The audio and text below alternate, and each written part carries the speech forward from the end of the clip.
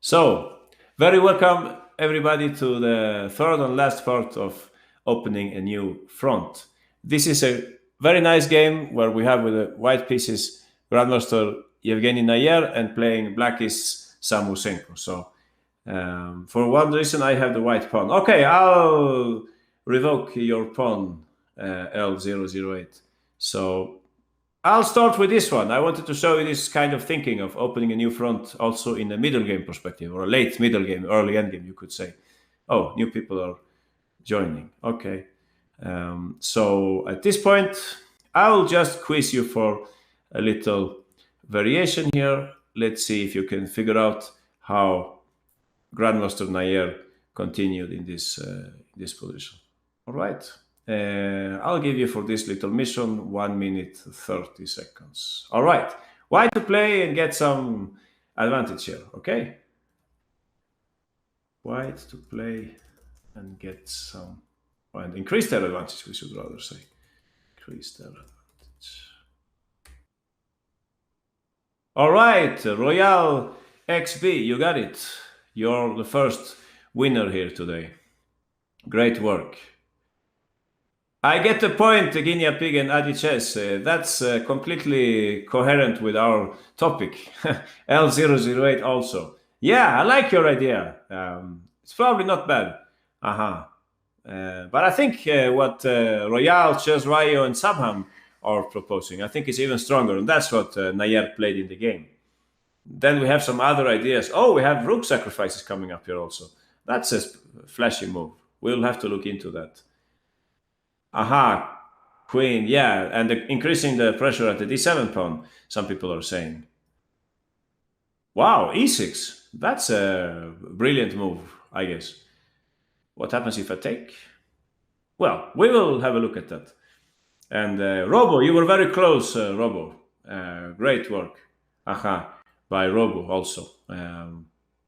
So let's first check the sideline, so to speak. Some people are saying here a4, which makes a lot of sense to open up a new front.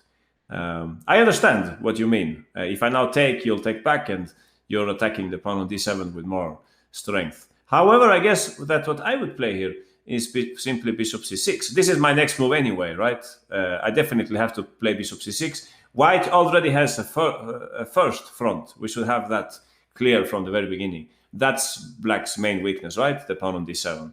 So black is probably going to play bishop c6. They're going to reroute this rook to e8. That's what I think is what black should try to do here in order to improve their position to some extent. So if a4, I guess bishop c6. And yeah, I think that's okay for black. I mean, after all, my bishop is protecting these two pawns now. I know you could play something like a5, like last time's session we were speaking about fixing weaknesses and so on. But actually, I think there are more prospects on the opposite flank.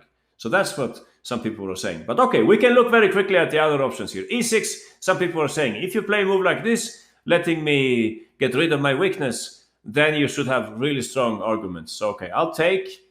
And what was your idea here? Anyone who would like to show me their variation here?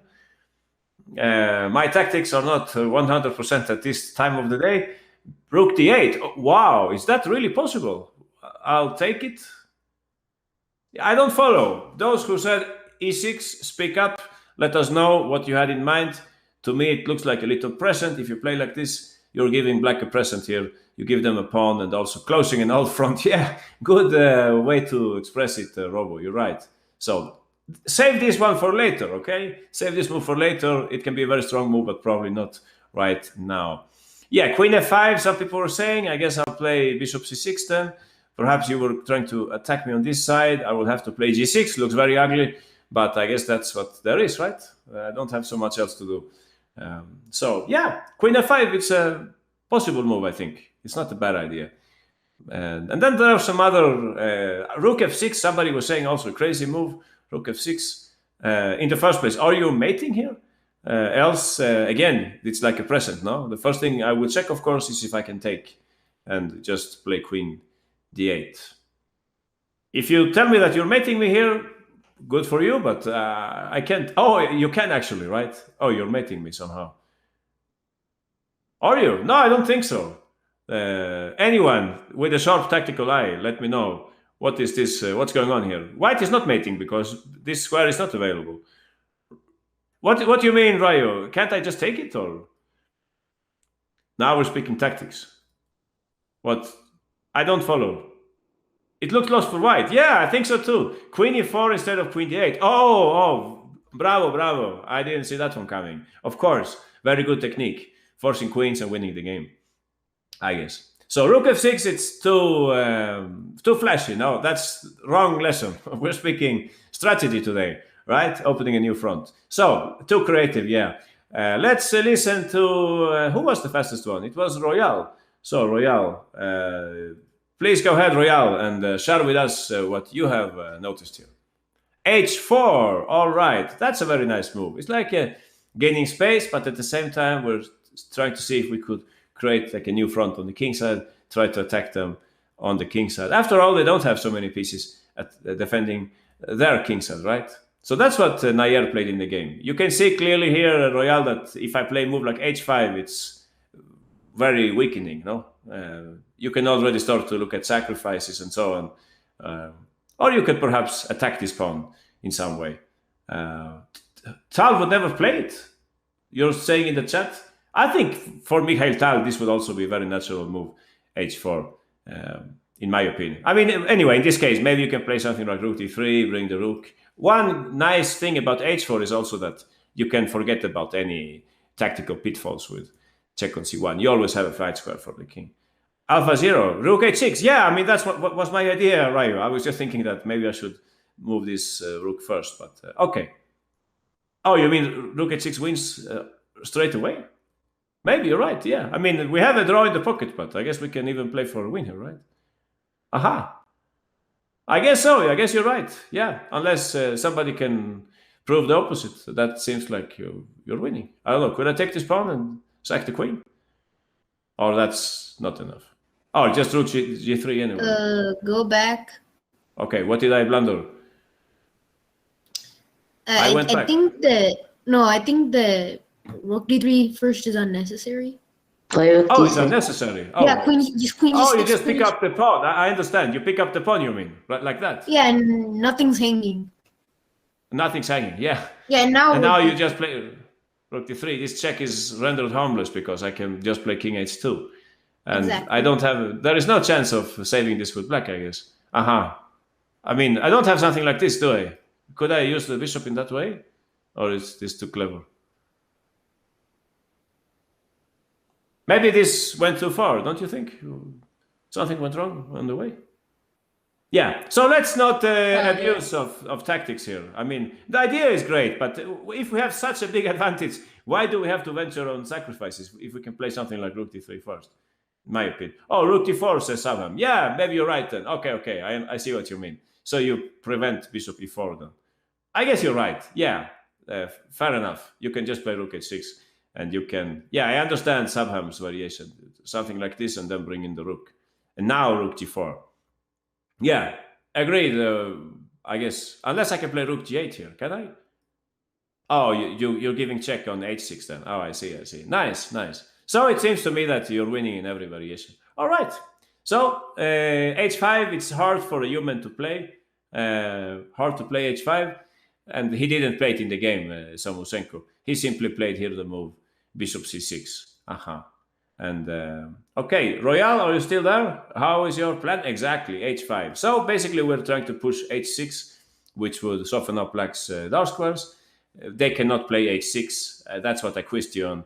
And yeah, time is right for sacrifice. It's basically like the other variation, but it's even stronger, I guess, now. Because, yeah, we have some extra tempo, I think. Something like that. So, what do you think? What's the name? Royale. Yeah, rook d4. Chess Ryo says rook d4, L008. That's right. So, rook g4 coming up, and yeah, it's over. So, in the game, they didn't play like that after h5. Okay, thanks, Royale. Excellent work. They didn't play in the game. Anything wrong with rook d3? No, I don't think so. But yeah, there was some tactical, small difference was there? I mean, if it's really important, we can look at it, of course. There was some small difference. I could take on e5. Oh, sorry. I could take on d5 and take on e5 and take on g3. Don't you think? Yeah. So why we try to play precise chess, right? So rook d4 is better. Anyway, I have more examples. This is not my only example today, so let's speed up a little. In the game, they played, like we were saying here, bishop c6, strengthening the pawn. Yeah, please, let's focus on chess in the chat, okay? Let's skip other subjects. You can have your own chessable lesson later on and chat about whatever you want. Let's stick to the subject here. So rook e8 was played in the game. They're attacking this pawn. And here there are different good moves for white. The only thing you shouldn't play here is h6, just for the record. This looks very impressive, but actually black can defend here. Believe it or not, you can just play a simple move like rook c8, and black is defending everything. I didn't think this when I checked this in the first place, but yeah, I think Stockfish told me that black can actually survive here. And Nayer also noticed, and he played in a completely different way. So, question for all of you. If queen takes e5 is coming up, which do you think would be the smartest move with white? All right, I'll quiz you on this one. Only that move. 30 seconds. Smartest move if queen takes e5 is coming up? You're right, Hong Pao. That's it. He didn't play that in the game though, but I think it's the best move. So good work by Hong Pao. Only Hong Pao understood this so far. Wow. Nobody else? And nobody plays like Grandmaster Nayer in the game. Okay, Crash61, you got it also. Aha. And still we have people who want to play e6. Careful with that move e6. Remember what we were saying. We are how would this be? Closing our front instead of opening or something like that. All right, Hong Pao, please go ahead. What would you play here? Exactly. That's what I call smart defense. Because if they take, as we can see here, there is a back rank mate. And of course, Hong Pao noticed that queen a1 is not working here. Right, that's it. Nice. If you said something else, probably if you played rook e1, well, if you play rook e1, you have to consider queen takes d6. I don't know if is that really what you want? Or is this winning also? Well, if you're saying it's winning, maybe you're right. Yeah, maybe you can play h6 and so on. But I like this defense much better. Rook d3, smart move. Because also we are mobilizing the rook to the attack. What else? e6, some people said. I still don't understand this move if I just take. What's the benefit here? Yeah. So I think we can agree on that, right? Nobody played like the Grandmaster. The Grandmaster played in the game rook 63. But yeah, at this time of the game, it's already clear that black is in huge trouble. They played rook c8, white played rook e3. Now you can see that thanks to this move h4, h5, we're very, very close to playing h6, which would even yield us good endgames here. So it's not only about attacking, it's also about fixing like a favorable pawn structure, fixing those black pawns on the square of their bishop, so to speak. So yeah, white is on really good track here. Black played f6, and here we had an interesting moment because in the game, white went for this very technical move, rook d1, and they got a big advantage here. Anyone, what would we play with white here? Just to see if we are on the same page. What should white play here?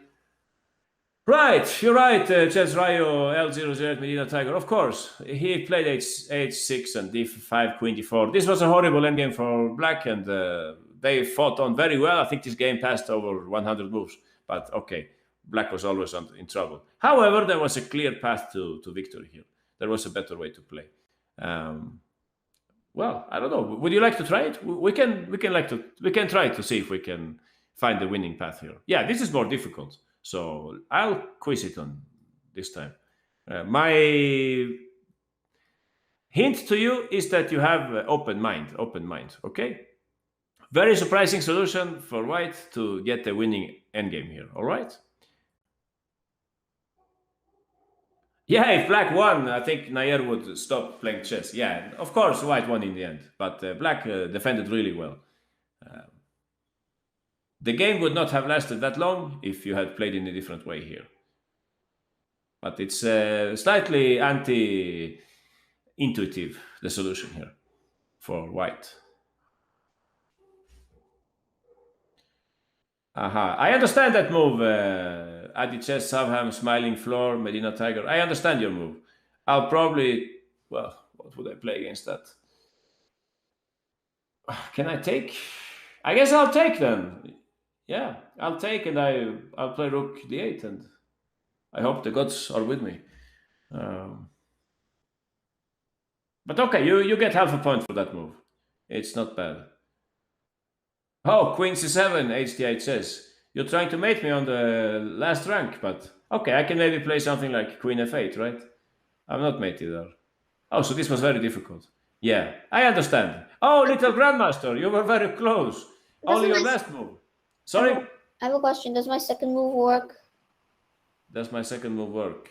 I mean, Yeah. Well, why? What happened? Let me think. What's the difference? I don't follow. I will have to. Like, give me a moment, Ryu. Give me a moment. What? Yeah, of course. Yeah. It's the problem with I told you there is only one sequence which will work. I think Chess Ryu, Hong Pao, and Titan Chess. You got it right. It's just that Chessable won't accept that sequence because I programmed it to use the other sequence. Something like that. There are no multiple correct choices. Okay, Ryo, you're on. Let us know how to continue here. okay, so we're gonna take on F6. Right. Okay, he obviously has to take back. So I play Queen F6, but okay. Right. 28. Please go ahead. Or that. Yeah. That's my variation. Okay, And but it's the same thing. Aha. Now we want H6, but because here he has King G7. Right. I'm very happy to bring in the king. Definitely. And the H6 takes, and the King G7 white's much better than. Right. I mean, that's a fantastic trade if I can trade this pawn for that pawn, right? So that's the key move. Aha. So what do you think about this, Ryan? It's winning because he can't even activate his piece without fear of Rook D6, and then we play Bishop D5 even. Exactly. My only try would be to play something like Rook E4 or Rook E5. Let's say Rook E4. Would that be my move? Rook E5 I calculated, and the Rook D6, Rook F5, Bishop E6. Oh, really? Nice. Rook E5, Rook D6, Rook F5, Bishop E6. Very pretty move. Aha. I see what you mean. But are you 100% sure if I play Rook F4 and you take and... I mean... Or I'm dead lost here. Well, I guess you play Rook T7, right? Yeah. Yeah, that should be very difficult for me. Aha. Right. Isn't black getting mated on the back rank? When are they getting mated? I mean, sometimes, yeah, Titan Chess. But okay, I'll go one square further. My plan is to play something like this. Let's see if Ryo allows that. F3. You just play F3, right? If I go for the pawn then, aren't you giving me more? Oh, very beautiful, Ryo. Very beautiful. That's true beauty in chess, right? To give mate on G8. Aha. I didn't see that one coming, honestly. Right. So maybe I'm just lost here in every variation, right? D5 says Eric, D5. But then I guess there will be motives against this bishop. I don't think you can survive here. What do you say, Ryo? I don't know, Rook E6, and then at least Rook E6 should be winning, right? So yeah, this is too much. Maybe. That's it. Rook is right. So what do you think, Ryo? Surprising that the Grandmaster didn't play like this, or not so surprising? What do you think? Surprising probably. Everything is easy once you see the solution. What I think is that he thought that I shouldn't swap queens here because I have attacking chances. And that's the last trade that I would like to carry out. He thought maybe, but yeah, actually that's the solution, like you're saying. So yeah, you can take in any order, but the right move here, of course, like you're saying, is H6. So I hope this is clear to everybody, despite the fact that we simplified, which sometimes means better chances for the defender. Black is lost here because they cannot untangle really. So thanks to Harry the H-pawn, no? That's the idea from the very beginning, to create a new front. We didn't never ever manage to profit from this weakness, but we created something new in the position. And just like Ryu is showing here, there are ideas like rook d6, or maybe you can also, I think there is another nice plan of bringing the rook to g7 also. It's an interesting plan. And I mean, look at Black's chances. They have nothing to do here, really. So, I mean, you can also slowly start improving your pieces. So, yeah, summing up, that's what this example is about. Once you have an advantage and you cannot really profit from the opponent's weakness, so to speak, you try to create some new front in the position. And that's what Nair did. Also, I would say, like a general rule, if you can play h4 and they cannot reply h5 for some tactical reason, then usually you're on the right track. So it's almost never in vain to throw in a move like h4. Okay, I thought about showing you another bishop's endgame, which was played recently in the World Cup. Let's see if you saw this game. Very, very nice bishop's endgame. We saw in the first class, we saw a case of a bishop's endgame. We saw this game, Pepe Cuenca. We also saw Firouzja versus Howell. No, we didn't. That's another tournament, I think. You're speaking about the tournament in Latvia, sorry, Tactical Magician. No, I'm speaking about the tournament which was played earlier this year, in the month of July, if I'm not mistaken.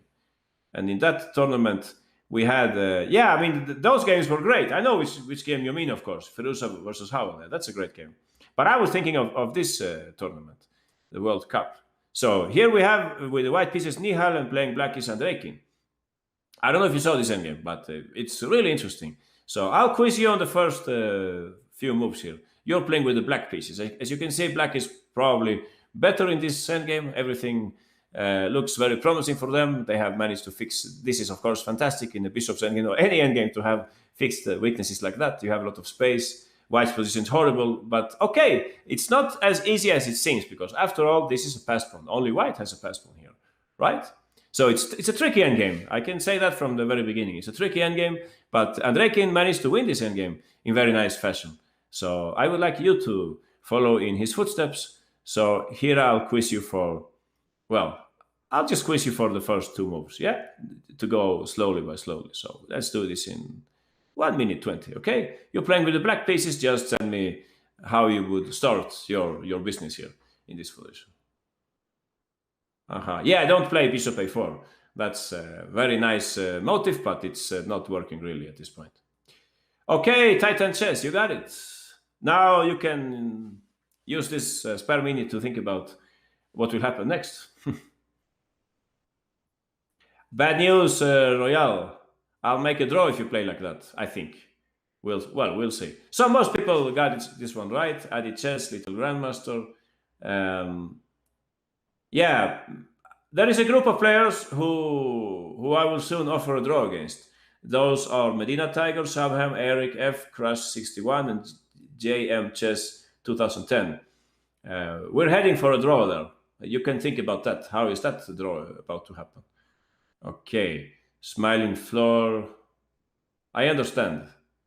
I understand your move. Interesting move by Royale and Hong Pao. Wow. HDI chess. That was a mouse slip, I guess. Or did you really intend to sacrifice the pawn like that? I don't think so. It must have been a mouse slip. Yeah. Careful with that mouse. All right. So let's listen to Titan Chess. All right, Titan Chess. How do you continue here? F5. Very nice. I mean, we should notice, of course, that we have a pawn majority for white on the queen side. And a pawn majority for black on the king side. So it's natural to try to do something on the king side here, of course. F5 is what Andreikin played in the game. White took. And so far, you would say, what did we achieve from here? But don't worry. This is already making good progress. Before we continue with the game, yeah, thanks, Titan Chess. Let's have a look at what some people are saying here. Yeah, you're right, the Titan Chess. There is a motive with f4 and so that the king can enter. But I wanted to ask you also, what's wrong with e5? I want to ask everybody, what's wrong with e5? But I'll quiz this instead on you. So I'll quiz this on you. Let's see who is the smartest one here. How do you continue with white here? White to play and save themselves.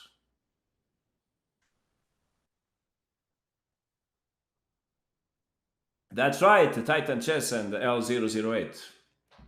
Don't do that, little Grandmaster and Subham. You let my king in. That's gonna be very dangerous for you. Oh, everybody, I don't even have the time to name everybody who found this. Aha, yeah, it was not difficult. Okay, so congratulations to everybody who found this.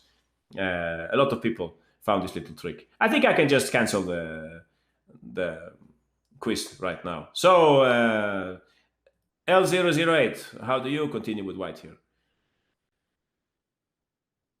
Aha, right, perpetual. Yeah, exactly. So it's not a perpetual check, but it's like perpetual sequence of moves, because black, unfortunately, they cannot avoid the swap of bishops, and if that takes place, as you can see, this protected passed pawn will make a draw here for white. Yeah, black cannot progress here, so it's going to be a draw. Right, that's why we shouldn't play the move e5 here. No matter its natural looks, it's not a good idea. White can force a draw. And actually, even if I don't play, if I just play something else, like bishop d3, despite the fact that I have all my pawns on the wrong color, I think I can still save this, because it's not easy for black to create a passed pawn either. Right? So, okay. Let's go back to the right solution here. f5, we are slowly approaching the idea of creating a passed pawn on our flank, so to speak, on the queen side, on the king side, I mean. But at the same time, we keep this idea in mind to enter with the king. All right, so f5 was played in the game. G takes after e takes f5. Please notice here that if you play something like king f4, would you play with the black pieces? Anyone? Exactly, Guinea pig. King d4, this is very dangerous for white, because, yeah, as you can see, the king will approach the pawn. If bishop takes, you don't have any reason to swap those bishops, I think. What would you play here with black? Anyone? Bishop a4, really? Is that working? Maybe you're right. But what if I take and I go back with the bishop? Do I lose here? Well, this was a bit confusing, I must say. Okay, if you continue that conversation, I'll just make the chat private. Too much distraction in the chat. All right, I'll run with the pawn then. I'll run with the pawn. What is going on here? Are you really queening before I am? I don't think so, no. Okay, but I think I'm not losing here, am I? Well, I don't know what's going on. I guess this is what you want to play. Uh-huh. Interesting. If somebody's winning, it's black, right? Yeah, maybe it's black who's winning. So I see what you mean. This pawn is very dangerous and so on. But okay, maybe I can give some checks. I don't know. Doesn't seem that simple, no? Is it simple? Yeah, but I don't think it's simple, because you cannot use the queen to interfere with white's checks, can you? Looks like a perpetual to me. But okay. King c1. Oh, I see. But still, is that really winning? I think we should look for some easier path, right? No perpetual. No perpetual. Maybe not, but okay. Let's be practical. So back again. Pawn takes. If king f4, we were saying king d4, bishop takes f5. All right. Any other suggestion for black? Anyone with a sharp tactical eye? Are we able to play? I mean, my wild guess would be something like bishop c6, because then I would be able to play king c3. Is that working? I think so, no? Because I'm giving away the bishop on the c file so that they don't queen so quickly. Anyone, wake me up if I'm... Oh, Ryu found bishop d5. Yeah, you woke me up, right? White will win this game. Yeah, white will queen before black. So, white wins, yeah. How do we do it? Maybe there is no way to win here. That's funny, because we have the same topic, no? The bishop will always chase the black bishop.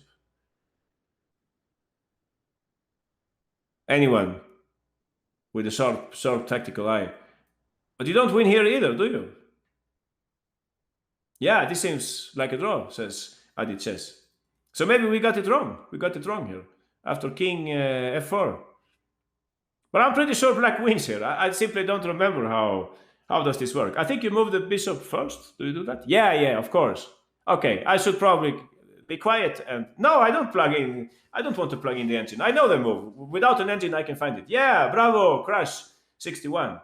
All right, Crash 61, you will have the black pieces here. Please show everybody what you found.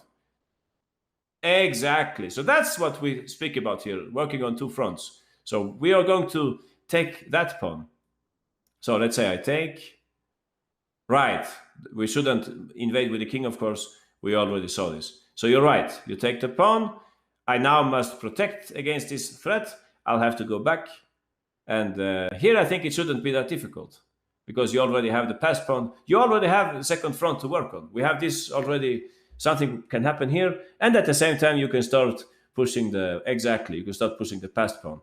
So no matter what happens here, this is going to be very, very difficult for white. Please notice that as soon as the pawn, all right, you run with that pawn. Yeah, why not? And then you run with the other pawn. White's problem is that as soon as the king approaches, well, he's inviting the thief to their house, so to speak. The king will enter and they will have huge trouble. So basically, that's what this is about. And we will come back to this in the main line. So now back to the main line. After f5, pawn takes. White's most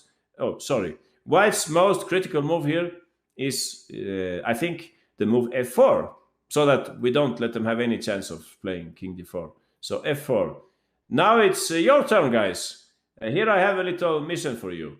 I have a little mission, and we will see who is the most clever one here.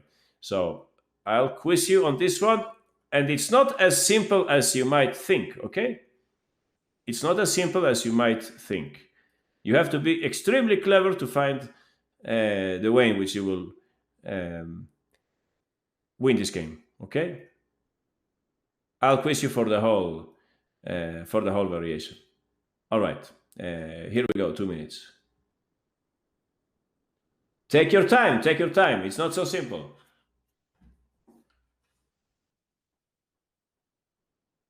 But I can give you a hint. If you're able to create a passed pawn on the H file, you'll win the game. If you don't create that passed pawn, and if you let me have a passed pawn on the F file, you probably won't win the game. So, information for Aditya, Guinea Pig, Titan Chess, and Robo, I will play bishop c2 there, bishop c2, targeting your pawn on f5. Mega Charles Rex, I'll play bishop c2 there, okay? And out, Smiling Floor, the same information for you. Bishop c2 coming up. Chess Rayo, bishop c2 coming up. I don't think you can win that position. JM Chess, bad news for you. Bishop c2 is coming up. All right, and we have some other suggestions here. You can play like that. Crash, HDI Chess, awesome, Owen. But okay, I'll pass. I'll play bishop d3. Eric and Medina Tiger, I will play bishop d3. I'll play bishop d3, and I claim that you won't be able to win this game. So nobody got even close on this one. Bad news, Hong Pao. You will actually lose the game if you play like that. Believe it or not, Hong Pao and Kwokey, you will lose if you play like that. You will create 2 passed pawns. But I will also have 2 passed pawns, and I will win. Yeah, this is a very... Okay, Pikachu, you're the winner. Well, so you actually lost there, but you got very, very close. You got very close. So Pikachu is the you could say the winner. Only the last move has to be corrected, but else you found it. You found what nobody else found here. All right. So this was a very difficult task. Let's listen to Pikachu. Please go ahead, Pikachu, and remember that your last move is wrong. Okay. So, bishop e8, targeting the pawn on h5. I have to play bishop d1. And that's the key move, bishop f7. Why does the bishop have to move to f7? Perhaps something with take on c4? No, not at all. It's not about that. The thing is that if we play g6, I will play bishop c2. And black cannot improve here. The king cannot move because the white king will enter. if you take, I'll take, and this is not the same thing as we saw previously, because also I have my passed pawn here, right? So not a good idea to play g6. Yeah, please continue, Pikachu. All right, so I have to keep on protecting this pawn, right?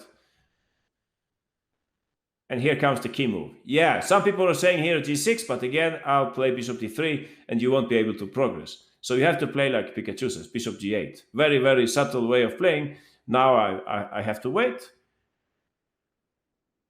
And only then, at this point, for example, only then you should play, create the passed pawn. Yeah, maybe we should close the chat, because it's a bit boring to see all those conversations.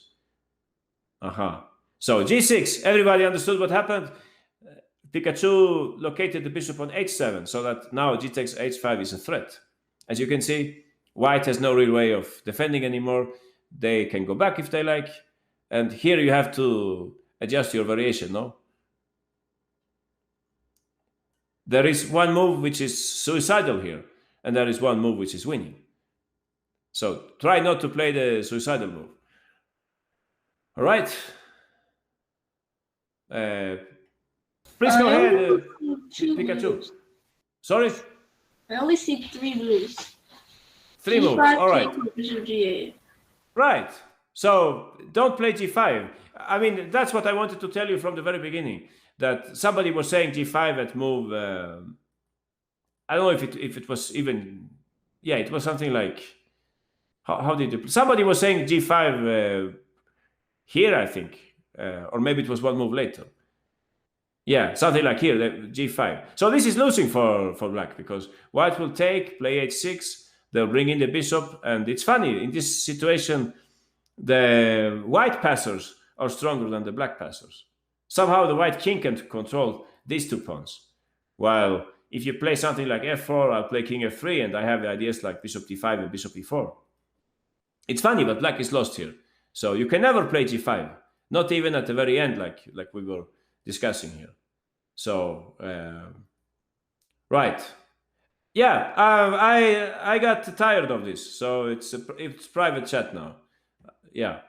So let's see again. If you play here bishop c2, bishop e2, we continue with this plan. We should put our bishop on h7. We get to this position, and after white's move bishop c2 or bishop e2, whatever, we play g6. But we cannot play g5. It's then the same story. I think even if you play like this, I think even then you end up losing, right? Correct me if I'm wrong, but I think white is winning here, because white is able to cope with the passed pawns, and yeah, you can see for yourself. White is able to cope with these pawns. Black cannot. I mean, black is not able to cope with the white pawns. I mean, yeah, the main reason why we maneuver the bishop to h7 is that we need to protect the pawn on f5 once we want to go g takes h5. So the only available angle for the bishop is on h7. If you push g6 at any other moment, white will play bishop d3, and you cannot progress. I hope everybody understand what I'm saying. Not a typical idea, right? Not a typical idea to shuffle your bishop to h7 and then play g6. But actually, it's the only way in which you can win this endgame. So, yeah, we can maybe just finish off this endgame, just to see very quickly. Oh, sorry, that's not a good idea. Mouse flip. So, basically, this is what we're saying. Don't play g5. This is suicide. Then white will play h6, and white will probably win. They will look for some kind of bishop's exchange in some way, or trying to enter with the king. Don't do that, of course. So, yeah, I can open up the chat for the last minutes. Yeah. So, bishop takes, and here we just slowly start working on the both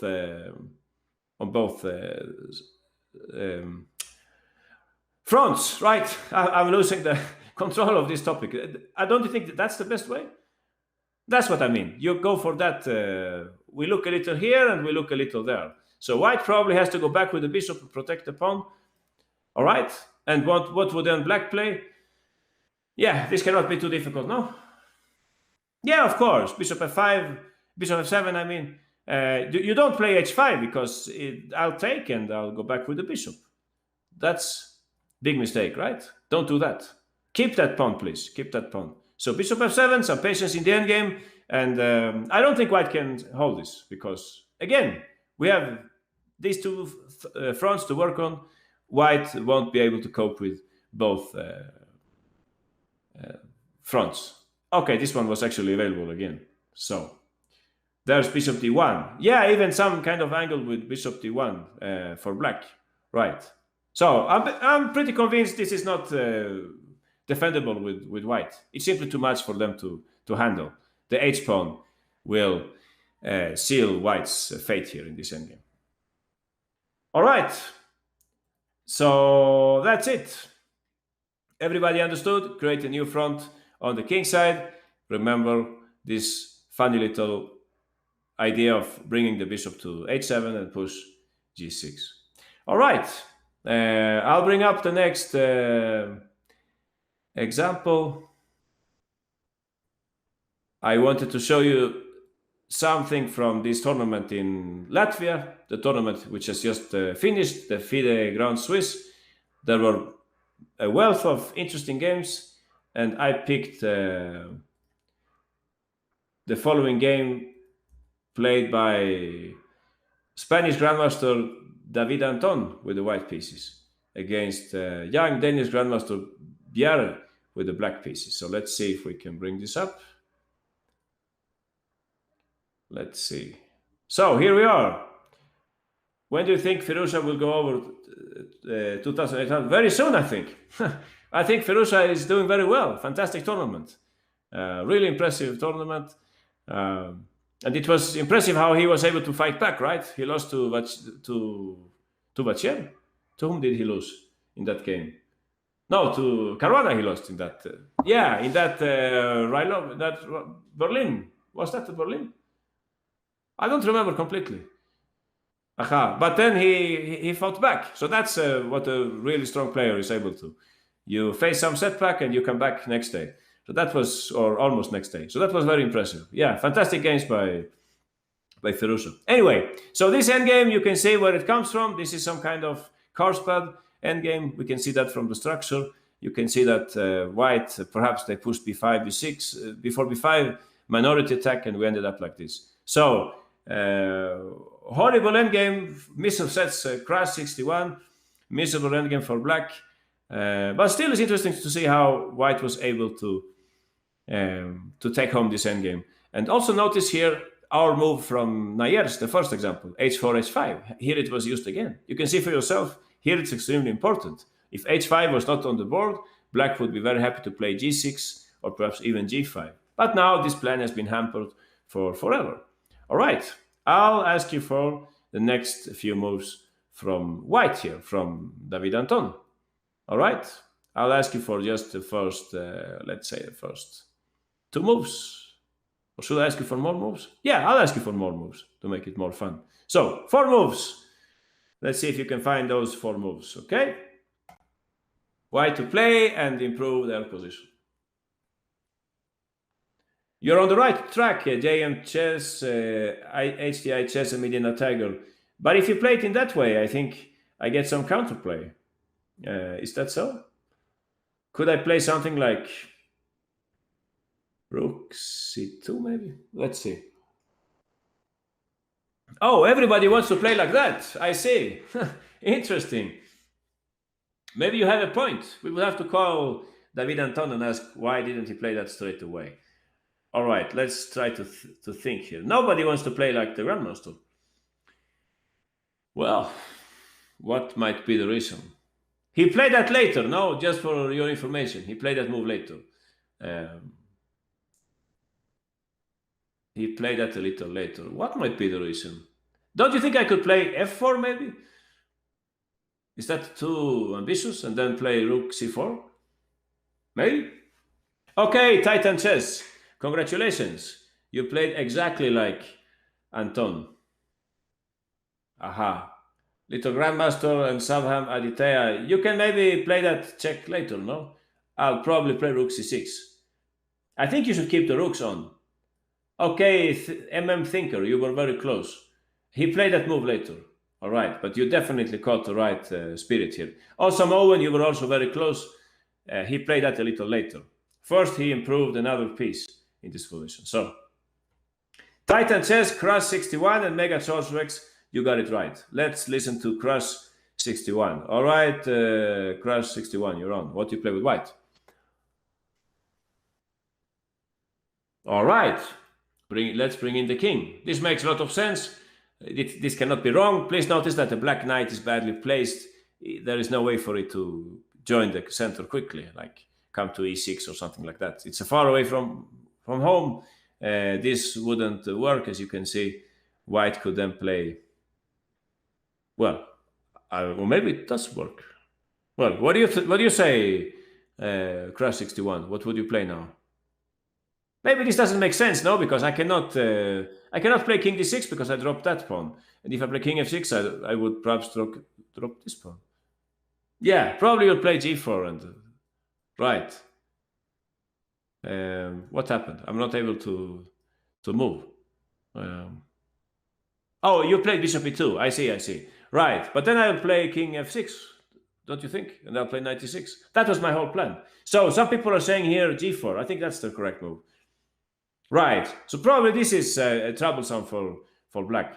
Please notice here that if they take, we can perhaps take with the bishop, or you can give check first. Okay, but then I play rook c6. I'm not convinced that you should go for the minor piece endgame. Or what do you think? Ah, okay, so you stay in that endgame. Okay, possibly. But let me tell you, this is much better for black than the game. Black has more chances of drawing here than in the game. I don't know if I can play like this and I can play rook b6. Is that possible? Yeah, the f5. Well, you know, Titan says that f5 pawn was a big weakness. Why I traded off? Actually, he did that later on in the game. So it's a good plan, but we can probably improve it. Let's see again. So we said here, what was our move? King g3, and I was going back with the knight. So king f4, knight d8, and we had different ideas, but I think g4 is fine. I think this is perfectly fine, but I'm not convinced about that check. I think maybe we can just take on g4 and later on play like in the game. Okay, we'll come back to this. Later on. So let's continue with the right variation here. Okay, king g3, black played knight c4. Who was talking? Who has the pawn? Crush. Okay, Crush. Great work. King f4. Black played at this point rook f7. We reroute the bishop. I play here knight d6, I guess. Or in the game they played first rook c7. Yeah, rook c7 first. And bishop d3. So I hope the first part of the plan is clear to everyone. We have this check in the pocket, rook b6. We don't have to carry it out right now. First, we're trying to tie the black pieces to the defense of this pawn. All right, so far so good. Rook b6. Now I have troubles coming up. I cannot play rook c6 here. Then I drop the pawn on a6, exactly. After take, and I guess you just take there. So black had to play in the game rook f7. So how do you progress now? Well, I think I'll quiz this one, okay? To make it more entertaining. So I'll quiz this one for everybody. Let's see if you can find the best plan for white here. Okay, I'll quiz the whole variation and we'll see if you can find it. Else, no problem. So you have to use two useful moves, okay? On the roll.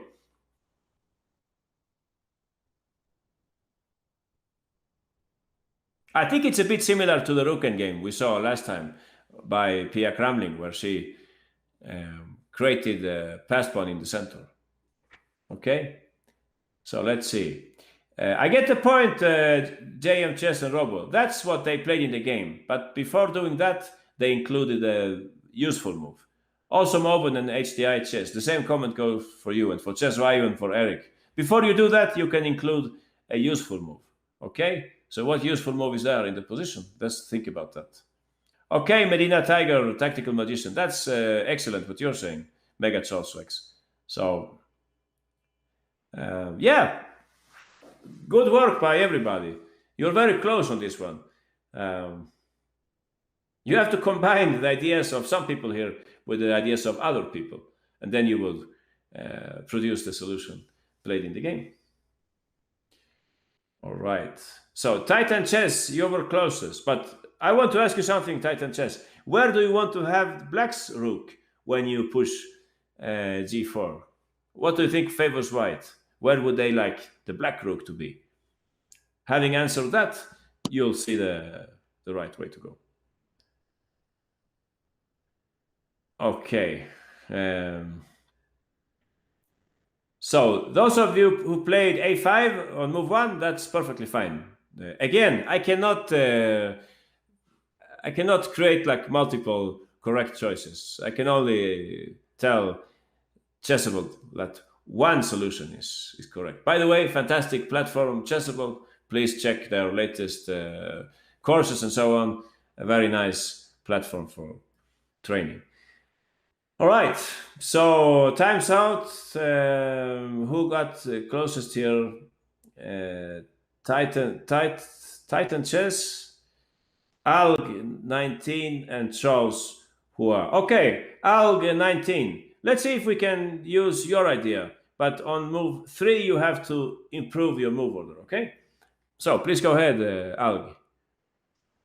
All right, f3, white is about to play g4. It's true that in this way they are liberating black from their weakness, but at the same time, this will help white to create a passed pawn in the center. Black played rook f8, I think.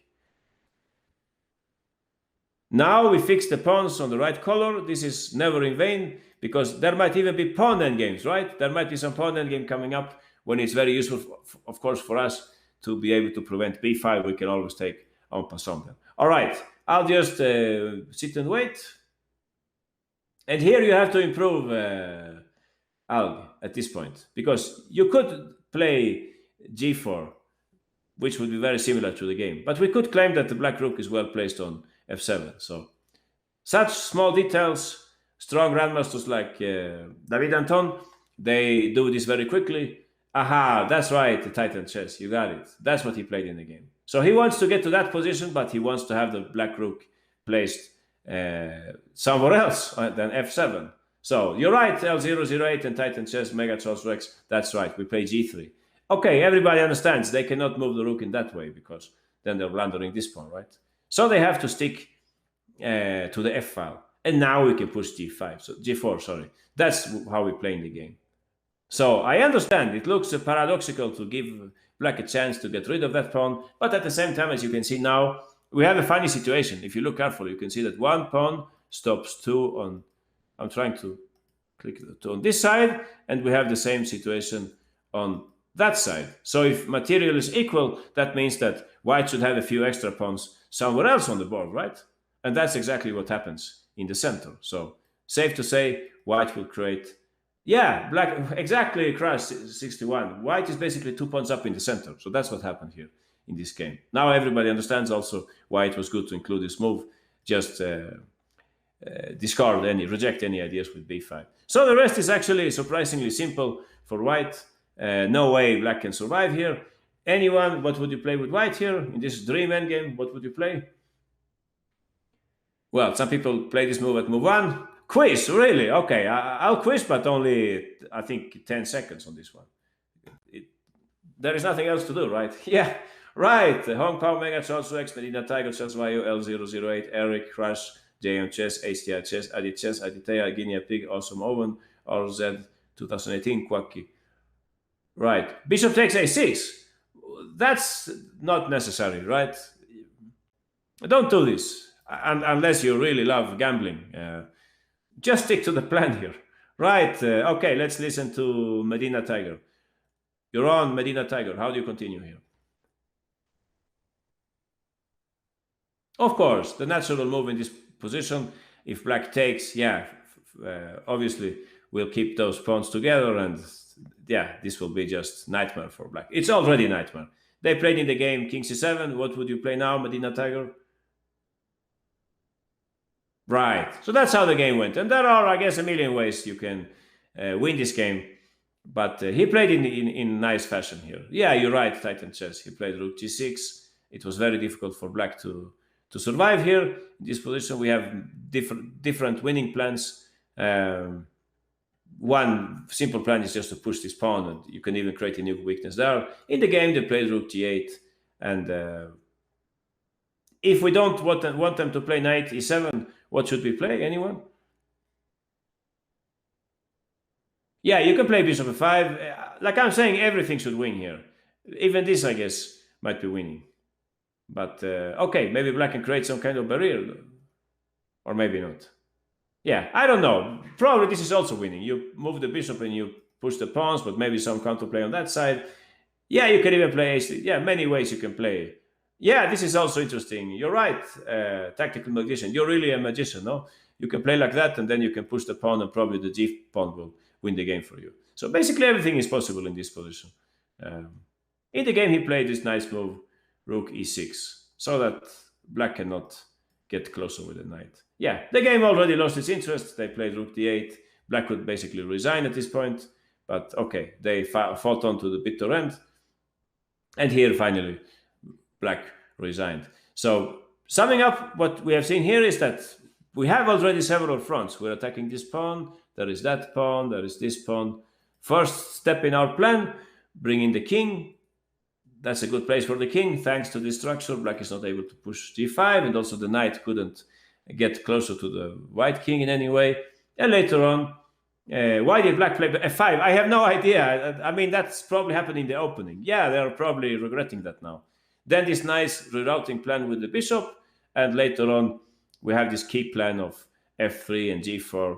Very similar to what Kramling did, right, in her game. She brought the king to d3, and then she played e4 at some point. It's the same kind of structure, same kind of thinking. But I like these little small details. Now, a5, fixing the pawn, one step only, so that the black rook will be on f8, where it will be worse placed than on f7, and then we're ready to push e4. Anyway, I had an idea at black's other possibilities, and I think there were some better way of playing with black. There was some other way of playing. Maybe, what was the other idea? Knight c4? No, that was b5, something like this I looked at also.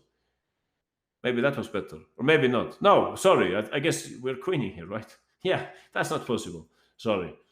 Anyway, tough endgame for black. They could have defended better, perhaps, but it certainly won't be easy. So please try to see these patterns, opening up a new front. Very useful way of thinking in the endgame.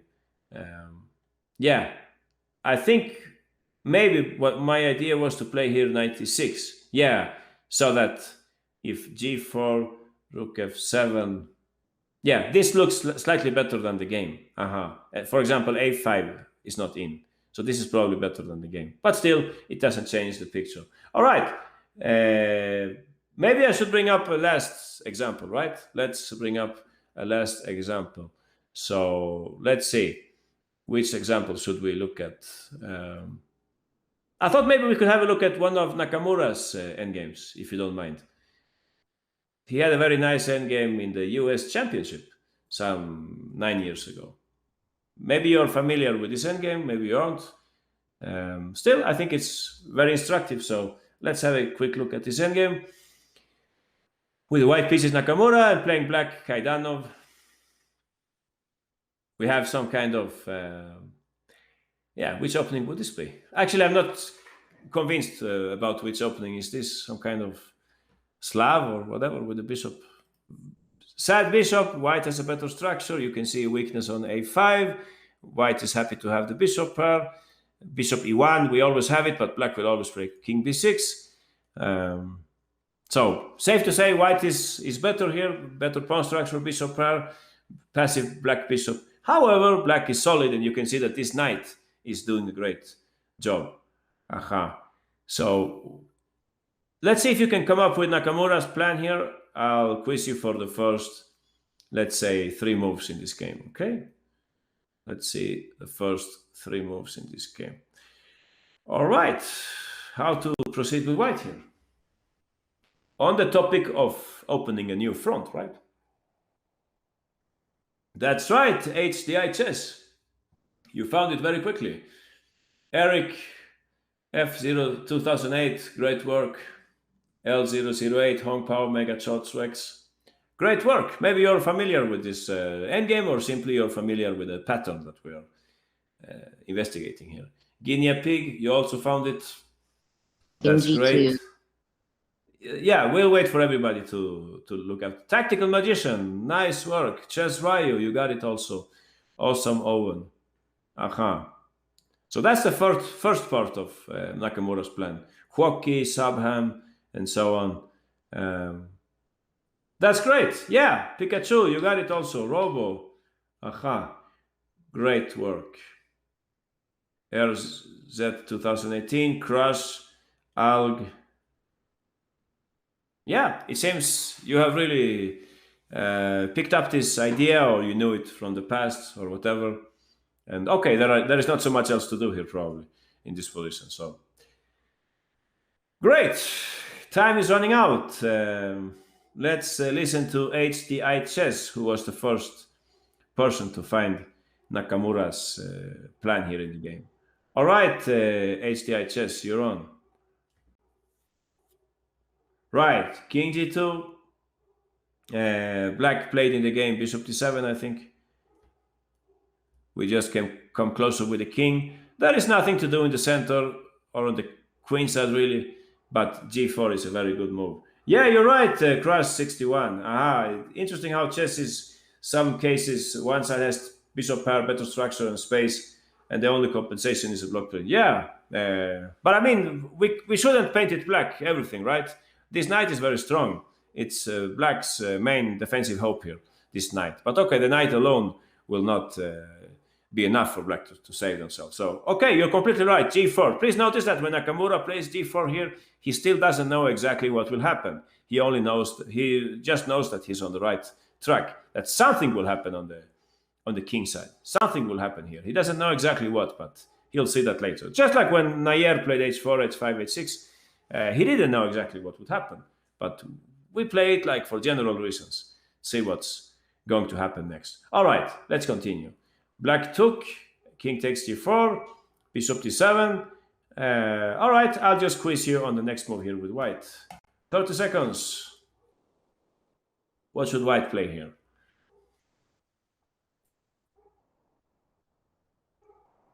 Yeah, you're right, JM Chess. Chess, Ryu, and Sabham. That's what Nakamura played also. Some people play H5. Is that a tactical oversight, or maybe you're tired from this lesson? Don't worry, next time we will look at something else. No more endgames. Until next year, probably. Yeah, next time we'll do some middle game stuff instead, I think.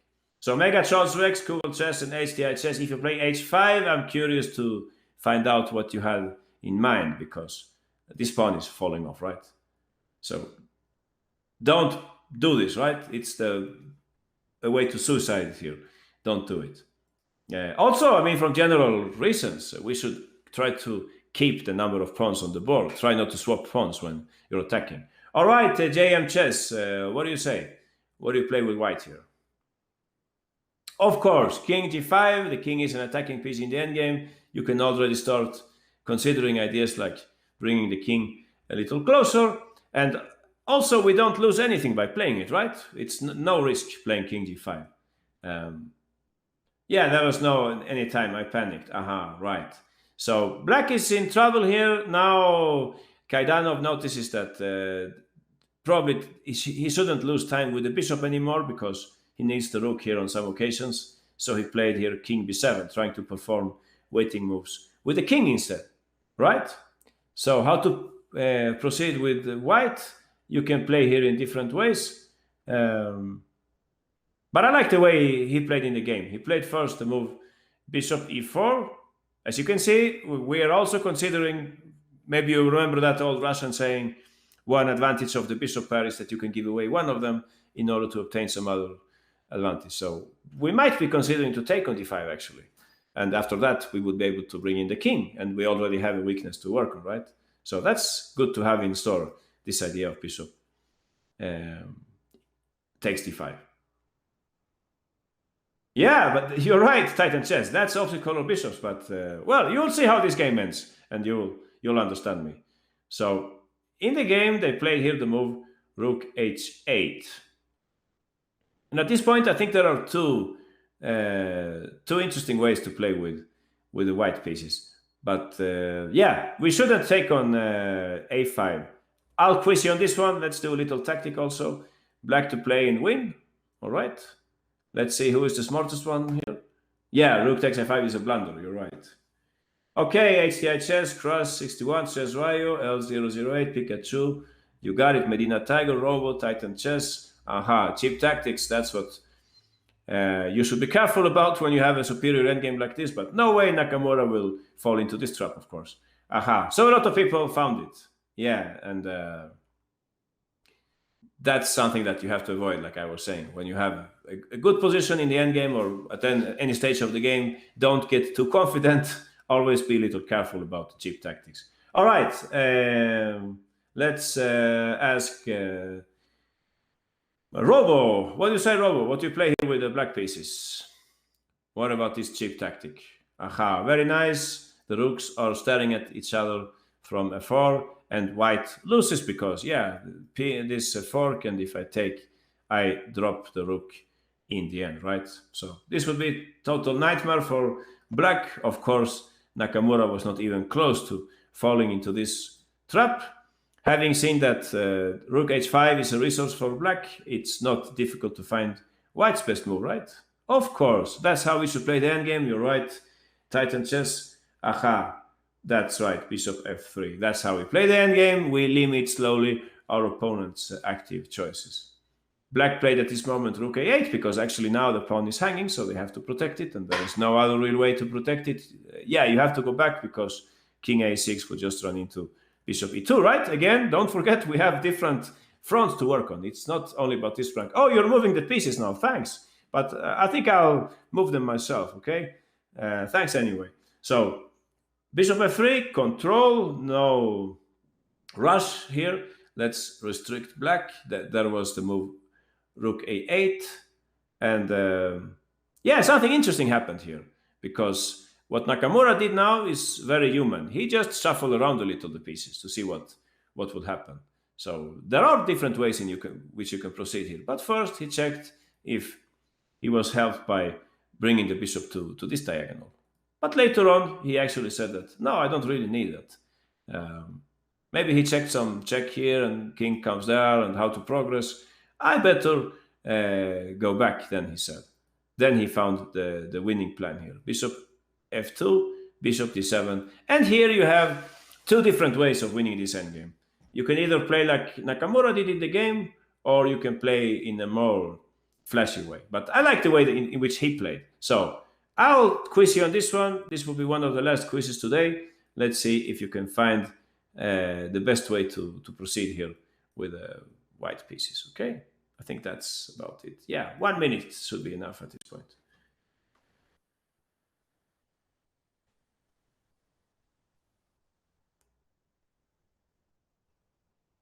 Yeah, that's also interesting. Tactical Magician and JM Chess. You can probably do it, but remember that I can play Bishop E6 maybe later. Maybe. Well, I'm not completely convinced, though.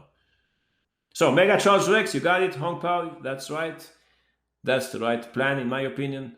And that's what he played in the game. Alg, you got it as well.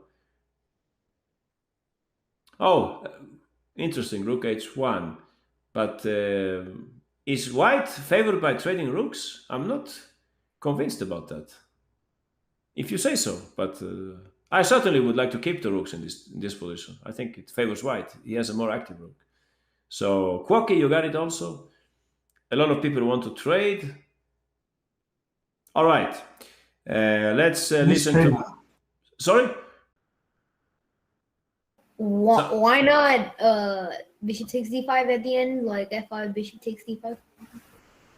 Right.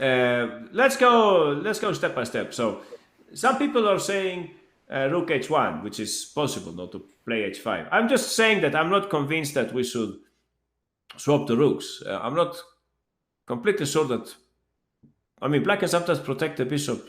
The pawn can protect the pawn. The bishop protects the pawn, and so on. I think you should keep the rooks on. All right. So your question is, why don't we take on d5 straight away? I think that's also completely possible. And play king f6, right? If you were saying this, I have one question for you. Could I play something like that, or like active defense, or it's not working? Well, probably not, right? You have some tactics coming up here. Something like this. Right. Probably my plan is failing, no? You have e6 coming up here. So this is not a good idea. Okay. I just wanted to defend in an active way. So I'll play bishop e6 then. So all of you who were saying this bishop takes d5, what would you like to play now? Like tactical magician. I can give you the pawn tactical magician, so you can play with white. What was your idea here? The pawn is pinned, so I can take the bishop. But then I'll play rook h5, don't you think? I feel like I'm defending here right now. But okay, maybe I'm wrong. Sorry, the pawn is pinned, so I can't take the bishop. Are you speaking about the other variation, or what? King e7 to go bishop c5. Interesting. I guess I'll just stick to my plan. I do think I have some counterplay here. And also you haven't created a pass pawn. Okay, let's see here. After bishop d3, there is rook e4. Oh, so you're speaking about my variation again. This variation. But you cannot play rook e4. I play e6 and I... Oh, I understand. Interesting. Yeah, good point. Pins and so on. That's right. So maybe this is possible for black. Funny variation. Rook e1. Oh, rook e1. That's like a heartbreaker. Maybe I put the king in the right... No, I had to put the king there. Yeah, white wins. Almost worked. Right. Almost worked. Interesting variation though. Very interesting. Aha. So I guess black has to play solid here. Bishop e6. But I get the impression that white is winning somehow. I thought somebody would say f5 here. Nobody said f5. But that looks thematic, no? If you take like that, maybe we can create a pass pawn on this side. Although it's not clear, no? No, it's not clear because I could put my rook there. Yeah, funny endgame. Maybe now you should work on the other front instead. You should stop. But okay, I also have my pass pawn. So maybe we shouldn't get too confused here. Who's the one trying to win? Yeah, good question. So once you have the game in a complete control like this, very careful about the moment where you try to finish your opponent off. So who said, yeah, Mega Charles Rex, you were showing, right? You can show us the variation. Okay. Exactly. I think this is much cleaner because now we give up the pawn, we create our pass pawn, but we don't swap our bishop pair. We keep the bishops a little longer. So if I take, this is not so difficult to understand. Yeah, h5 and h6 and so on. This must be very, very difficult for black to handle. I mean, don't forget that we can later on go back and fight on this side again, right? So if they move over the rook, who is going to stop the h pawn? That's going to be very difficult for black. So in the game, Kaidanov didn't take on f5. But I quizzed you on this because I thought it was thematic. So in the game, after f5, he played instead rook g8. So anyway, what do you think Nakamura played now?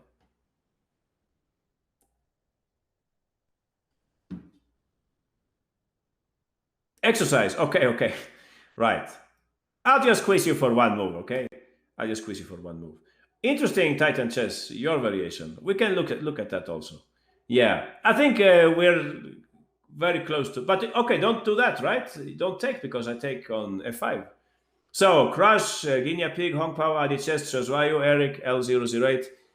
You played what Nakamura played, and I'm pretty sure that's the best choice also. Sometimes they say that when you have the two bishops, you should open up the game, but actually here it's the opposite thing. You're right. So, congratulations to all of you who said the move f6. That's what he played in the game. The idea is clear. We're fixing a weakness on f7, and that's not an easy pawn to protect, right? And yeah, I mean, also queening scenarios and so on.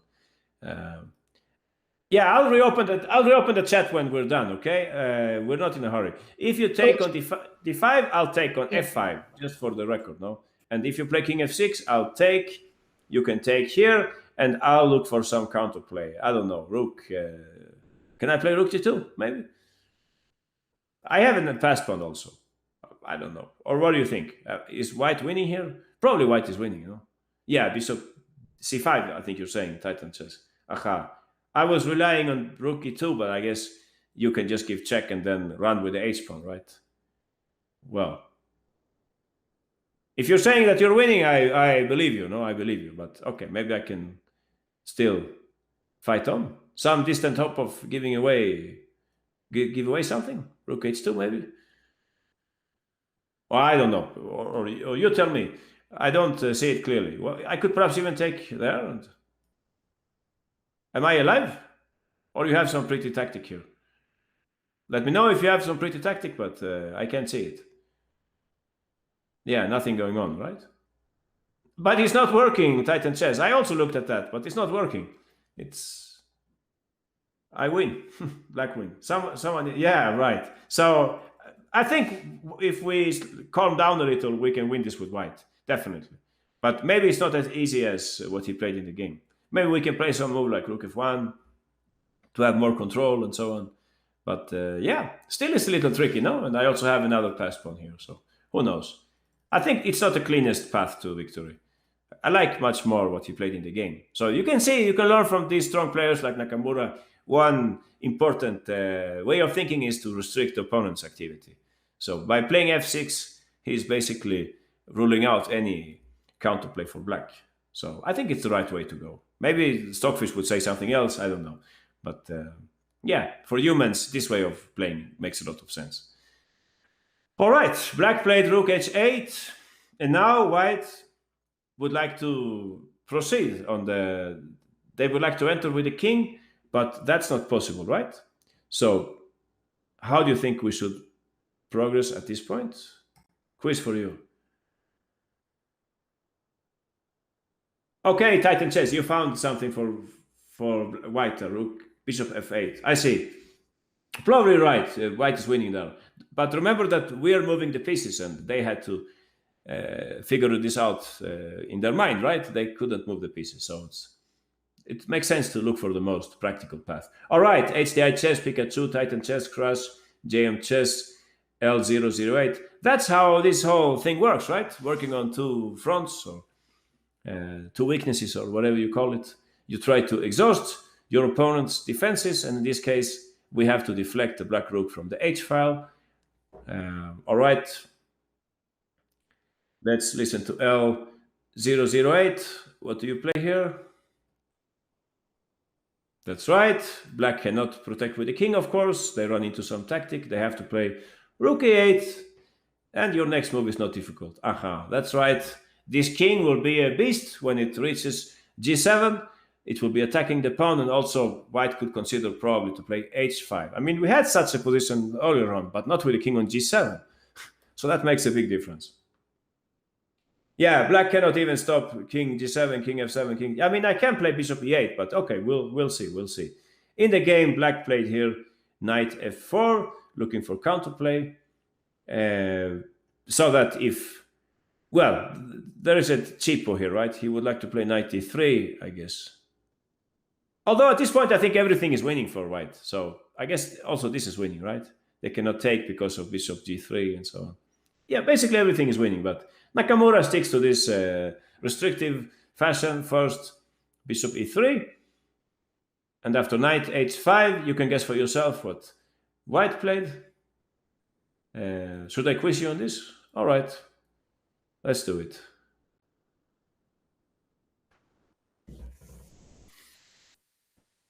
That's right, Robo, HDI Chess, Chess Royal, Crush, Mega Chols Rex, Titan Chess, Hong Pao. That's completely right. Not every opposite color bishop's endgame is a draw. That depends a lot on, yeah, where the pieces are and so on. I mean, even if you move away the rooks from the board, if you remove the rooks, white will be winning here. But it's because they have managed to fix a weakness on f7. Yeah, okay, so Little Grandmaster, JM Chess, Hong Pao, Titan Chess, Mega Chess, Wex, Crush, and so on. You got it. Nice. So this is a good moment to go for the opposite color Bishop's endgame. Let's listen to JM Chess. All right, JM Chess, you're on. What do you play with white? Okay, we take. That's right. So we bring the king closer. I guess you can also take this pawn, but it seems utterly unnecessary. Although I don't know what I would play with black here. Yeah, who knows? Maybe rook b8. Try to attack this pawn. Yeah, white is winning in every variation, but Nakamura went for king g7, which looks nicer, no? Looks nicer to me. King g7, black played bishop e8. So like I was saying, even if you drop the rooks, even if the rooks are gone, white would win effortlessly here, right? I mean, if you play, how can I remove the rooks? Like, let's see here. I'll just do this to see what happens if the rooks are off, right? Something like this. So you can see for yourself, even this would be winning very easily for white, right? Just bringing the king to f8. It's not a typical opposite color bishop's endgame. Maybe if black had a bishop on g6, they would make a draw, right? But here it's on the right, on the wrong side. So it's, hopeless angle for the black bishop. Even without this weakness, I guess white would win with king f8. And I mean, something like this and just zugzwang them, right? Something like that. Even if this didn't exist, you would still win somehow by zugzwang. Correct me if I'm wrong. So hopeless configuration. That bishop had to be on the other side, but of course that was never possible. Sorry for that messy variation, but I cannot remove the rooks from the board here at Chessable. So that's the way. All right. So take. We're about to finish this. Yeah. Okay. I'll open up the chat. All right. So you can chat now because we're about to finish this. Bishop e8, king f8, king b7, king e7. Fantastic king by Nakamura. Please notice how this king walked in this game. Truly fascinating walk. King e7, king c7, and bishop d2. Very, very clean game. As you can see, in the very end, black is not able to defend both, both fronts. If I play king b6, anyone, what do you think white should play here? This will be the last little quiz for today, right?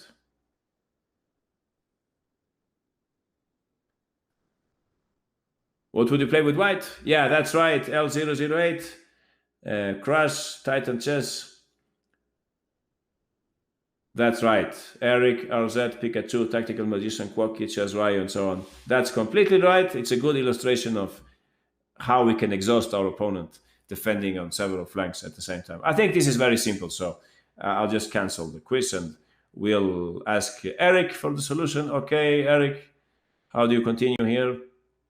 The black rook is... I played rook takes a5 because it would deflect the rook from attacking the bishop. That's completely right. And then after rook takes a5, I take the rook with the check, and then after I take the bishop, I'm winning. Right, you're winning here. Fine. So that's basically the whole idea. Yeah, thanks, Eric. So from the very beginning, please notice this nice plan by Nakamura. G4. He wasn't completely sure what would happen later on, but he knew that there was something. It was a good idea to bring in the king. Ultimately, it's the king which will exhaust black's defenses in this case. So please keep this general idea in mind, and also keep in mind the idea that we can sometimes give up one of our bishops in order to obtain some other advantage. All right, guys, I think that's it for today. Thanks a lot, and see you next time.